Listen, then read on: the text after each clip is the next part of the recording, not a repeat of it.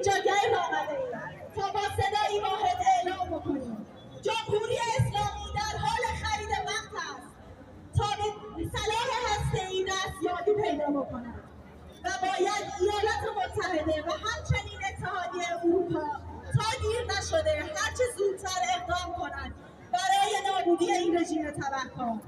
مبارزه با این رژیم جنایتکار را متوقف کنید.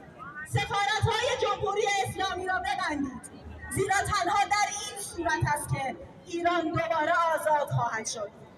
اکنون با افتخار از خانم دریا صفایی، نماینده پارلمان بلژیک و صدای استوار مردم ایران در عرصه بین‌المللی دعوت می‌کنم تا با سخنان خود ما را همراهی کنند.